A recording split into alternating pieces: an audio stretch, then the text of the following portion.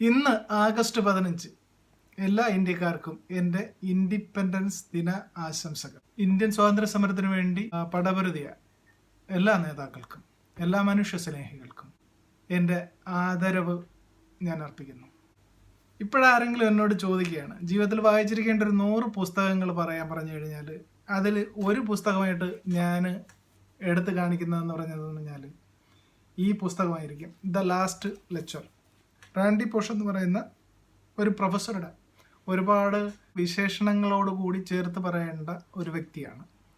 അദ്ദേഹം പ്രൊഫസറായിരുന്നു, അച്ഛനായിരുന്നു, അതല്ലെങ്കിൽ എന്ന് പറയുന്നത് നല്ലൊരു ഭർത്താവായിരുന്നു, നല്ലൊരു മകനായിരുന്നു. നിങ്ങളൊരു നല്ല ഭർത്താവാണെങ്കിൽ, അതല്ലെങ്കിൽ നല്ലൊരു ഭർത്താവാകാൻ ആഗ്രഹിക്കുന്നെങ്കിൽ, നിങ്ങൾ നല്ലൊരു പ്രൊഫഷണൽ ആണെങ്കിൽ, അതല്ലെങ്കിൽ നിങ്ങളൊരു പ്രൊഫഷണൽ ആകാൻ ആഗ്രഹിക്കുന്നെങ്കിൽ, അതല്ലെങ്കിൽ നിങ്ങളൊരു നല്ല മകനാണ്, അതല്ലെങ്കിൽ നിങ്ങൾ നല്ലൊരു മകനാകാൻ ആഗ്രഹിക്കുന്നെങ്കിൽ, കമ്പൽസറി തീർച്ചയായിട്ടും ജീവിതത്തിൽ എപ്പോഴെങ്കിലും നിങ്ങൾ അതാകാൻ ആഗ്രഹിക്കുന്ന മുമ്പ്, അത് ഏതെന്നാണോ നിങ്ങൾ ആകാൻ ആഗ്രഹിക്കുന്നത് അതിന് മുമ്പ് ഈ അന്ത്യപ്രഭാഷണം എന്ന് പറയുന്ന പുസ്തകം ഒരു പ്രാവശ്യമെങ്കിലും ഒന്ന് വായിച്ചിരിക്കണം. പുസ്തകങ്ങളുടെ ഒരു പുസ്തകമാണിത്. Hello, this is Tanzil with you. Welcome to my YouTube channel. ഞാൻ റാൻഡി പോഷിനെ നിങ്ങൾക്ക് പരിചയപ്പെടുത്താൻ ഉദ്ദേശിക്കുന്നത്, നിങ്ങളുടെ മെൻറ്ററിൻ്റെ പോസ്റ്റ് ഒഴിഞ്ഞു കിടക്കുകയാണെങ്കിൽ പ്ലേസ് ചെയ്യാൻ പറ്റാവുന്ന നല്ല വ്യക്തികളിൽ ഒരാളാണ് റാൻഡി പോഷ്. പല ഫോറിൻ യൂണിവേഴ്സിറ്റികളിലും അവരുടെ റിട്ടയർമെൻറ്റ് ലൈഫിന് മുമ്പ്, അതല്ലെങ്കിൽ അവർ ആ കോളേജിൽ നിന്ന് പിരിഞ്ഞു പോകുന്നതിന് മുമ്പ് അവർക്ക് അവരുടെ ആശയങ്ങളോ അവർക്ക് ലോകരോടോ അവർക്കുള്ളവരോടോ എന്താണോ പറയേണ്ടത്, അല്ലെങ്കിൽ എന്താണോ ഷെയർ ചെയ്യേണ്ടത്, അത് പറയാനുള്ള അവസരമാണ്. അത് അവരുമായിട്ട് ഷെയർ ചെയ്യുന്ന അവസരത്തിൻ്റെ പേരാണ് ഈ ലാസ്റ്റ് ലെക്ചർ എന്ന് പറയുന്നത്. റാൻഡി പോഷിൻ്റെ ഈ ലാസ്റ്റ് ലെക്ചർ എന്ന് പറയുന്ന ഈ പുസ്തകം അദ്ദേഹത്തിൻ്റെ ലാസ്റ്റ് ലെക്ചർ ആയിരുന്ന ഒരു സ്പീച്ചിൻ്റെ പുസ്തക ആവിഷ്കരണമാണ് ഈ ലാസ്റ്റ് ലെക്ചർ എന്ന് പറയുന്ന ഈ പുസ്തകം. അദ്ദേഹത്തിൻ്റെ ഈ ലാസ്റ്റ് ലെക്ചർ എന്ന് പറയുന്ന ഈ സ്പീച്ച് ഇന്നും സോഷ്യൽ മീഡിയയിലും ഇന്നും യൂട്യൂബിലുമൊക്കെ വളരെ വൈറലായിക്കൊണ്ടിരിക്കുന്നതാണ്. സ്പീച്ച് നടത്തിയ സമയത്ത് തന്നെ ഒരുപാട് സ്വീകാര്യത ലഭിച്ച ഒരു സ്പീച്ചായിരുന്നു. എൻജിനീയറിങ്ങിന് വിവിധ മേഖലകളുണ്ടെങ്കിലും ഈ ഇമാജിനീറിങ് എന്നുള്ള ആ ഒരു പദത്തെ, അല്ലെങ്കിൽ എന്ന് പറഞ്ഞാൽ ആ ഒരു ശാഖയെ വളരെ മനുഷ്യന് മനസ്സിലാവുന്ന രീതിയിൽ പ്രതിപാദിക്കുകയാണ് ഈ പുസ്തകത്തിൻ്റെ ഒരു പ്രത്യേകത എന്ന് പറയുന്നത്. പല മേഖലകളിലും വിവരിച്ച, അല്ലെങ്കിൽ പല മേഖലകളിലും തൻ്റെ വ്യക്തിമുദ്ര പതിപ്പിച്ച റാൻഡി പോഷ് എന്ന് പറയുന്ന വ്യക്തി ജീവിച്ചിരുന്നെങ്കിൽ പല സംഭാവനകളും ലോകത്തിന് നൽകിയേക്കാവുന്ന ഇദ്ദേഹം പാൻക്രിയാറ്റിക് ക്യാൻസർ മൂലം 46-ാമത്തെ വയസ്സിൽ മരണത്തിന് കീഴ്പ്പെടുകയായിരുന്നു ചെയ്തിരുന്നത്. പക്ഷേ തൻ്റെ ജീവിച്ചിരുന്ന കാലയളവിലല്ല ഒരു മനുഷ്യൻ അവരുടെ ടൈം എങ്ങനെയാണ് വിനിയോഗിക്കേണ്ടത്, അതെന്തൊക്കെ രീതിയിൽ മനുഷ്യന് ഉപകാരപ്രദമാക്കത്തക്ക രീതിയിൽ ഉപയോഗിക്കാം എന്നുള്ളത് നമ്മളെ പഠിപ്പിക്കുകയാണ് ചെയ്യുന്നത്. കൂട്ടത്തിലുള്ളവരും വിജയിക്കണം എന്നുള്ള ഒരു മെൻറ്ററുടെ മാനസികമായ അപ്രോച്ച്, അല്ലെങ്കിൽ ഒരു മെൻറ്റർ എങ്ങനെ പോസിറ്റീവായി തൻ്റെ സഹപ്രവർത്തകരോട് വർത്തിക്കണം എന്നുള്ളതിന് വളരെ വിശദമായിട്ട് നമുക്ക് ഈ പുസ്തകം പറഞ്ഞ് പഠിപ്പിച്ചു തരുന്നു. ഈ ഒരു പ്രഭാഷണം നടത്താൻ വേണ്ടി കോളേജ് അധികൃതർ ആദ്യമായിട്ട് അദ്ദേഹമായിട്ട് ബന്ധപ്പെടുമ്പം അദ്ദേഹത്തിൻ്റെ ആൻസർ നോ എന്നായിരുന്നു. പക്ഷേ 2-3 ദിവസങ്ങൾ കഴിഞ്ഞ് അദ്ദേഹത്തിൻ്റെ പ്രബന്ധ അവതരണം ആവശ്യമാണെന്ന് കോളേജ് അധികൃതർ അറിയിക്കുകയും അച്ചീവിങ് ദ ചൈൽഡ്ഹുഡ് ഡ്രീം എന്നുള്ള പേരിൽ ഒരു പ്രബന്ധം അവതരിപ്പിക്കാൻ വേണ്ടി, ഈ പുസ്തകത്തെ വേണമെങ്കിൽ ഒരു പ്രസൻറ്റ് ചെയ്യാൻ ഒരു എളുപ്പത്തിന് വേണ്ടി 3 പാർട്ടായിട്ട് തിരിക്കാം. ഒന്നെന്ന് പറയുന്നതെന്ന് പറഞ്ഞാൽ importance of dreams. Importance of dreams എന്ന് പറയുന്നത് അദ്ദേഹത്തിന് എന്തെങ്കിലും ആക്കിയിട്ടുണ്ടെങ്കിൽ അത് അദ്ദേഹത്തിൻ്റെ കുട്ടിക്കാലത്തെ ഡ്രീംസ് ആയിരുന്നു. അതാണ് ഇമ്പോർട്ടൻസ് ഓഫ് ഡ്രീംസ് എന്ന് പറയുന്നത്. ആ ഇമ്പോർട്ടൻസ് ഓഫ് ഡ്രീംസിൽ ഒതുങ്ങി നിൽക്കുന്നതാണ് ഈ പുസ്തകത്തിൻ്റെ ചട്ടക്കൂടെന്ന് പറയുന്നത്.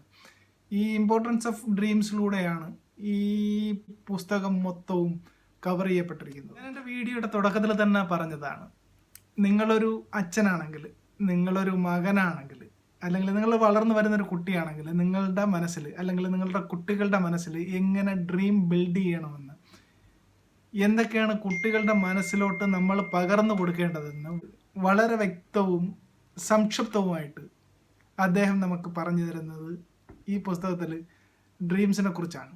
എന്തൊക്കെയായിരിക്കണം കുട്ടിക്കാല ഡ്രീംസ്, എങ്ങനെ വളരെ സരളമായിട്ട് നമുക്ക് മനസ്സിലോട്ട് ഡ്രീംസിനെ ബിൽഡ് ചെയ്യാം എന്നുള്ളതാണ് തുടക്കത്തിലെ ആദ്യത്തെ നമുക്കിതിൽ നിന്ന് പഠിക്കേണ്ട പാഠം. നമ്മൾ മനസ്സിലുണ്ടാക്കുന്ന പിക്ചേഴ്സും കുട്ടിക്കാലത്ത് നമ്മളുടെ ഡ്രീംസും നമ്മളത് വന്ന് ഭവിക്കുമെന്ന് പറയാൻ കാരണം അദ്ദേഹത്തിൻ്റെ കുട്ടിക്കാലത്ത് അദ്ദേഹം ഡ്രീം ചെയ്തതാണ്.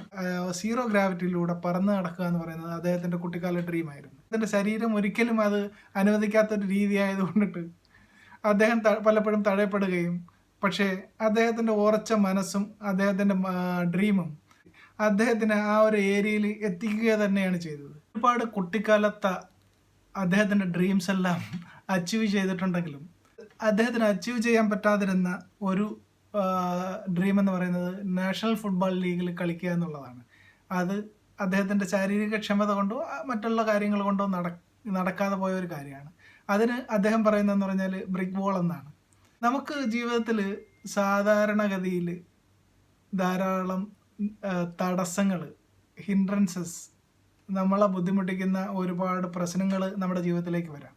പക്ഷേ അവിടെയൊക്കെ വെച്ച് നമ്മൾ തളർന്നു പോയി കഴിഞ്ഞാൽ ജീവിതത്തിൽ തോറ്റ് പിൻവാങ്ങുക മാത്രമേ നിവൃത്തിയുള്ളൂ. Fight back. എവിടെയൊക്കെ നമ്മൾ തോറ്റു പോകുമോ, എവിടെയൊക്കെയാണോ നമ്മൾ വീണ് പോകുന്നത്, എണീച്ച് ഓടുന്നത് വരെ നിങ്ങൾക്ക് ചാൻസ് ഉണ്ട്. എണീച്ച് ഓടാൻ കഴിയാതെ നിങ്ങൾ മടി പിടിച്ചോ അതല്ലെങ്കിൽ മറ്റേതെങ്കിലും കാരണങ്ങൾ കൊണ്ട് നിങ്ങൾ കിടക്കുകയാണെങ്കിൽ യു ആർ ദ ലൂസർ. അദ്ദേഹത്തിൻ്റെ ഈ പ്രസംഗത്തിൻ്റെ തുടക്കം വളരെ പോസിറ്റീവ് കാണികൾക്കും അതല്ലെങ്കിൽ പിൽക്കാലത്ത് അദ്ദേഹത്തെ കണ്ടേക്കാവുന്നവർക്കും പോസിറ്റീവായ ഒരു മെസ്സേജ് കൊടുക്കുന്ന രീതിയിലാണ്. ഞാൻ നാളെ വീണ് പോയേക്കാം എന്ന് വിചാരിച്ചുകൊണ്ട് അദ്ദേഹം എവിടെയും മടി പിടിച്ചിരിക്കുന്നില്ല. ഞാൻ നാളെ മരിച്ചു പോകുമെന്ന് പറഞ്ഞ് ഇന്നേ ആളുകൾ കുഴിവെട്ടി കാത്തിരിക്കുന്ന ലോകത്ത് ഇദ്ദേഹത്തിൻ്റെ റാൻഡി പോഷനെ പോലുള്ളവർ ആളുകൾക്ക് പോസിറ്റീവ് എനർജിയും അവരുടെ മനസ്സിലെന്ന് പറഞ്ഞാൽ സന്തോഷം നിറയ്ക്കാൻ വേണ്ടി കഴിവതും സഹകരിക്കുന്നുണ്ട്.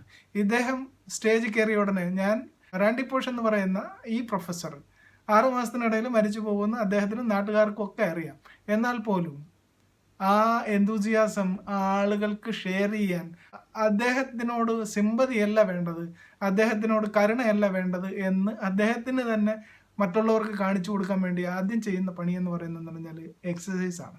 എനിക്ക് ഇങ്ങനെ പുഷപ്സ് ചെയ്യാൻ പറ്റും എന്നുള്ളതെന്ന് പറയുന്നതെന്ന് പറഞ്ഞാൽ തൻ്റെ വർക്ക് ചെയ്തവർക്ക്, തൻ്റെ കൂട്ടത്തിൽ ഉണ്ടായിരുന്നവർക്ക്, അല്ലെങ്കിൽ തൻ്റെ വിദ്യാർത്ഥികൾക്ക് കാണിച്ചു കൊടുക്കാൻ വേണ്ടി, അല്ലെങ്കിൽ ഭൂലോകർക്ക് മാലോകർക്ക് കാണിച്ചു കൊടുക്കാൻ വേണ്ടി അദ്ദേഹം ചെയ്യുന്ന പുഷപ്സ് പലപ്പോഴും എന്ന് പറയുന്നത് പറഞ്ഞാൽ അദ്ദേഹത്തിനോടുള്ള സിമ്പതിയെക്കാളും എനിക്ക് ചിരിയാണ് വന്നത്. ഒരു പക്ഷേ നിങ്ങളിലേക്കും ചിരി പടർത്തിയേക്കാം. നിങ്ങളും ഈ പുസ്തകം ഒരു പ്രാവശ്യമെങ്കിലും ജീവിതത്തിൽ വായിച്ചിരിക്കണമെന്ന്. എന്നെ ഏറ്റവും കൂടുതൽ ആകർഷിച്ച ഇതിലെ ഒരു വേർഡ് എന്ന് പറയുന്നതെന്ന് പറഞ്ഞാൽ ഞാനൊരു മുറിവേറ്റ സിംഹമാണ്, still I want to roar എന്ന് പറയുന്ന ആ ഡയലോഗ്, അല്ലെങ്കിൽ ആ ഒരു സ്പീച്ചിൽ, അല്ലെങ്കിൽ ആ ഒരു ശകലം. ഞാൻ ഈ പുസ്തകം ആകെ 2-3 പ്രാവശ്യം വായിച്ചിട്ടുള്ളൂ. പക്ഷേ പുസ്തകത്തിനോടുള്ള പ്രേമം കൊണ്ടിട്ട് ആ ഒരു സ്പീച്ച് ഞാൻ പുസ്തകം വായിച്ചതിനേക്കാളും കേട്ടു എന്നുള്ളതാണ്. അത്രയ്ക്കൊരു പോസിറ്റീവ് എനർജി തരാൻ വേണ്ടി, അല്ലെങ്കിൽ അത്തരത്തിലുള്ളൊരു പോസിറ്റീവ് എനർജി നമുക്ക് ആ സ്പീച്ച് തരുന്നുണ്ട്. ഭയങ്കര ഇംഗ്ലീഷൊന്നുമല്ല, ചെറിയ ലൈറ്റഡ് ഇംഗ്ലീഷാണ്. ഇംഗ്ലീഷ് ചെറുതായിട്ട് മനസ്സിലാവുന്നവർക്ക് പോലും മനസ്സിലാവും. കാരണം എനിക്ക് മനസ്സിലായല്ലോ. നിങ്ങൾ ഓരോരുത്തരും പുസ്തകം വായിക്കുന്നതോടുകൂടി തന്നെ ആ ഒരു സ്പീച്ചും ഒരു പ്രാവശ്യം കേട്ടിരിക്കണം. നിങ്ങൾക്ക് ഇംഗ്ലീഷ്, ചെറിയ ഇംഗ്ലീഷ് മതി എന്നുള്ളതാണ് ഞാൻ ആ ഒരു സ്പീച്ചിനെ സംബന്ധിച്ചിടത്തോളം ഞാൻ നിങ്ങളോട് പറയുന്നത്. കേൾക്കുന്ന ഒരു കുട്ടികളാണെങ്കിൽ ചൈൽഡ് ഡ്രീംസ് ഉണ്ടാവണം, ചൈൽഡ് ഡ്രീംസ് വളർത്തിയെടുക്കണം, ചൈൽഡ് ഡ്രീംസിനെ പിന്തുടരണം. അത് രക്ഷിതാക്കളും കുട്ടികളും ഒരേപോലെ ചെയ്യേണ്ട കാര്യങ്ങളാണ്. ഒരു ഇൻട്രൊഡക്ഷൻ എന്നുള്ള രീതിയിൽ ഈ പുസ്തകത്തിൻ്റെ തുടക്കം തന്നെ ചൈൽഡ് ഡ്രീംസിനെ കുറിച്ചാണ്. അല്ലെങ്കിൽ എന്ന് പറഞ്ഞാൽ അതെങ്ങനെ പിന്തുടരണമെന്നും അതെങ്ങനെ അച്ചീവ് ചെയ്യണമെന്നും അതിനെ എങ്ങനെ നമുക്ക് നമ്മുടെ ജീവിതത്തിൽ എങ്ങനെ ഉപയോഗപ്പെടുത്താമെന്നും ഉള്ളതിനെ കുറിച്ചാണ് ആദ്യ ഭാഗം നമുക്ക് വിവരിച്ചു തരുന്നത്. രണ്ടാമതായിട്ട് ഈ പുസ്തകം, അതല്ലെങ്കിൽ റാൻഡി പോഷന് നമ്മളോട് പറയാനുള്ളതെന്ന് പറഞ്ഞാൽ അണേബിളിങ് ദ ഡ്രീംസ് ഓഫ് അതേഴ്സ്. നമുക്കൊക്കെ ഡ്രീം ഉണ്ടാക്കാൻ പറ്റും, പണക്കാരനാകാൻ പറ്റും, അതല്ലെങ്കിൽ എന്ന് പറഞ്ഞാൽ നല്ലൊരു അധ്യാപകനാകാൻ പറ്റും, നല്ലൊരു എഴുത്തുകാരനാകാൻ പറ്റും, നല്ലൊരു സിനിമാക്കാരനാകാൻ പറ്റും, നല്ലൊരു നടനാകാൻ പറ്റും, നല്ലൊരു സംവിധായകനാകാൻ പറ്റും. പക്ഷേ വേറൊരാളെ കൂടെ കൈപിടിച്ചുയർത്തി തന്നോളം പോകുന്ന ഒരു അധ്യാപകനാക്കാനോ, അല്ലെങ്കിൽ തന്നോളം പോകുന്ന ഒരു സിനിമാക്കാരനാക്കാനോ, അല്ലെങ്കിൽ തന്നോളം പോകുന്ന ഒരു പണക്കാരനാക്കാനോ നമ്മളിൽ പലരും, എല്ലാവരെയും എനിക്കറിയില്ല, നമ്മൾ പലരും മെനക്കെടാറില്ല. സൊസൈറ്റിയോടുള്ള നമ്മുടെ കമ്മിറ്റ്മെൻറ്റ് എങ്ങനെയാണെന്ന് നമ്മൾ ഓരോരുത്തരും വിചിന്തനം ചെയ്യേണ്ട ഒരു സമയമാണ്. നമ്മൾക്ക് നമ്മളോളം തന്നെ നമ്മുടെ സഹജീവിയോടും എത്രമാത്രം കമ്മിറ്റഡ് ആകണം എന്നുള്ളതാണ് ആ ഒരു point. Enabling the dreams of others.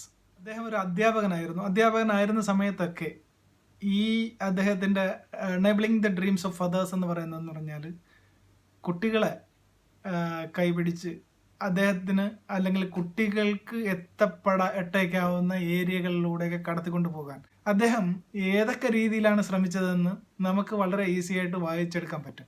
അത് നമ്മൾക്കെന്ന് പറയുന്നത് പറഞ്ഞാൽ സന്തോഷം പകരുന്നതാണ്. ഒരു അധ്യാപകനാണെങ്കിൽ, അതല്ലെങ്കിൽ എന്ന് പറഞ്ഞാൽ നിങ്ങളൊരു മെൻറ്ററാണെങ്കിൽ, അതല്ലെങ്കിൽ നിങ്ങളൊരു പിതാവാണെങ്കിൽ, നിങ്ങളുടെ കൂട്ടത്തിലുള്ള സഹജീവിയെ എങ്ങനെയൊക്കെ സഹായിക്കാം, എങ്ങനെയൊക്കെയാണ് അവരോടൊപ്പം നിൽക്കേണ്ടത്, enabling the dream of others വളരെ നല്ല രീതിയിൽ നമുക്ക് പ്രസൻറ്റ് ചെയ്ത് തരുന്നത്. പുസ്തകത്തിലെ ഓരോ വരിയും നമുക്കൊരിക്കലും വേർതിരിച്ച് ഇന്നത് കൊള്ളാം എന്ന് പറയാൻ പറ്റില്ല.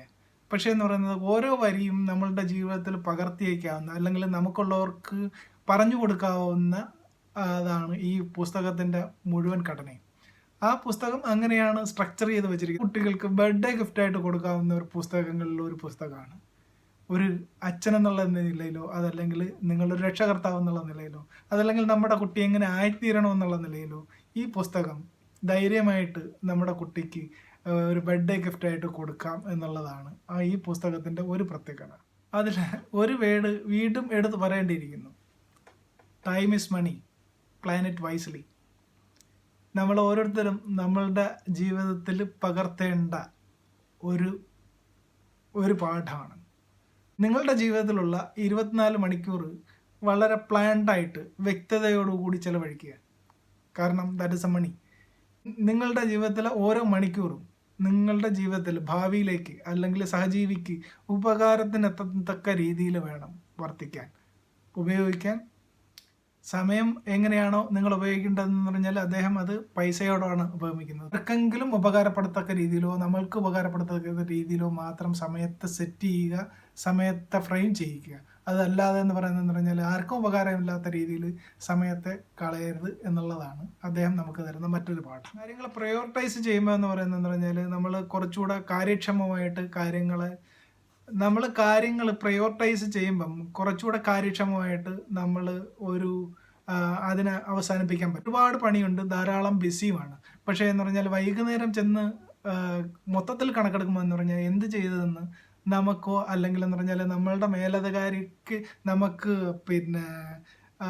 പ്രസൻറ്റ് ചെയ്യാനോ പറ്റില്ല.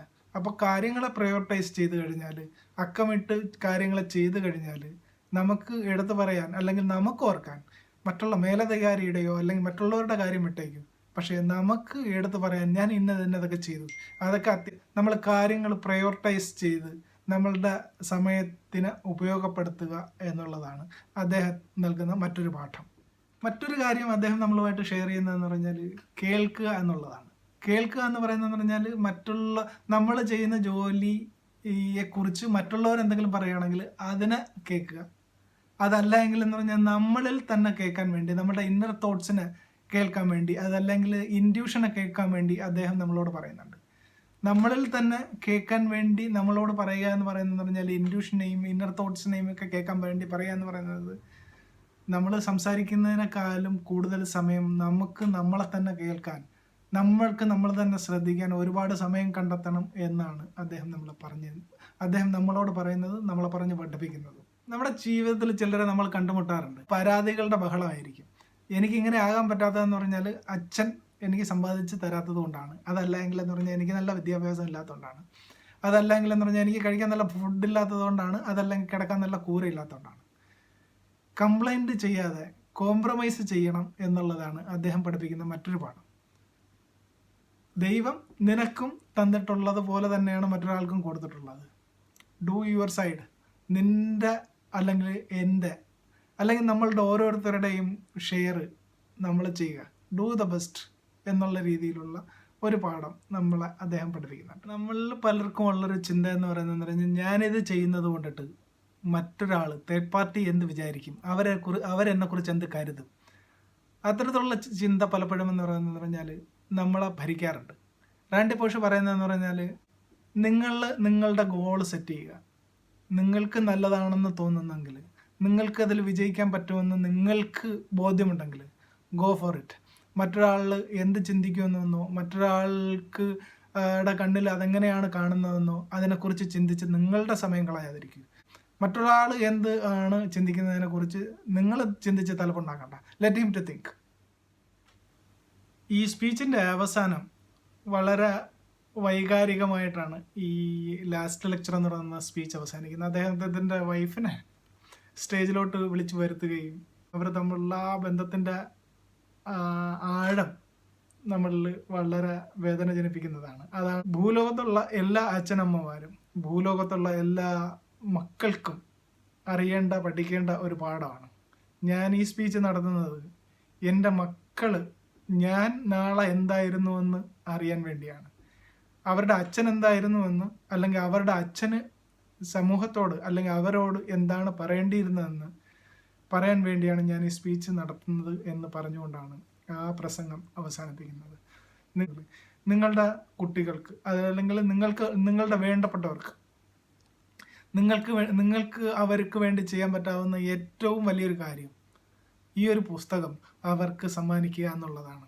Let them to read. അവർ വായിക്കട്ടെ, അവർ വളരട്ടെ. നിങ്ങളുടെ ജീവിതത്തിലും സന്തോഷവും സമാധാനവും ശാന്തിയും നന്മയും ഒക്കെ ഉണ്ടായിത്തീരട്ടെ. ഈ വീഡിയോ നിങ്ങൾക്ക് ഇഷ്ടപ്പെട്ടുവെങ്കിൽ നിങ്ങളുടെ കുട്ടികൾക്കും നിങ്ങൾക്കുള്ളവർക്കും നിങ്ങളുടെ സുഹൃത്തുക്കൾക്കും ഇതൊന്ന് ഷെയർ ചെയ്ത് കൊടുക്കണം. പറ്റുകയാണെങ്കിൽ എന്ന് പറയുന്നത് കഴിഞ്ഞാൽ നിങ്ങൾക്കുള്ളവർക്ക് പുസ്തകമായിട്ട് തന്നെ കൊടുക്കാൻ പറ്റുകയാണെങ്കിൽ വളരെ നന്നായിരിക്കും. എല്ലാവരുടെ ജീവിതത്തിലും ഐശ്വര്യം ഉണ്ടാവട്ടെ. ആദ്യമായിട്ടാണ് എൻ്റെ ഈ ചാനൽ കാണുന്നതെങ്കിൽ ഒന്ന് സബ്സ്ക്രൈബ് ചെയ്തേക്കുക, ലൈക്ക് ചെയ്തേക്കുക, കമൻറ്റും ചെയ്തേക്കുക. നിങ്ങളുടെ ഏതെങ്കിലും പുസ്തകം വായിക്കാൻ ആഗ്രഹമുണ്ടെങ്കിലോ അറിയാൻ ആഗ്രഹമുണ്ടെങ്കിലോ ആ പുസ്തകത്തെക്കുറിച്ച് പറഞ്ഞു കഴിഞ്ഞാൽ ഇനിയൊരു വീഡിയോ ചെയ്യുമ്പം ആ ഒരു പുസ്തകം ചൂസ് ചെയ്യാം. ഇത് നിങ്ങൾക്ക് ഉപകാരപ്പെട്ട് കാണും എന്ന് ഞാൻ ആഗ്രഹിക്കുന്നു. എല്ലാവർക്കും നന്മ വരട്ടെ. ഇന്ന് നമ്മുടെ ഇൻഡിപെൻഡൻസ് ഡേ ആയതുകൊണ്ട് എല്ലാവർക്കും എൻ്റെ ജയ് ഹിന്ദ്.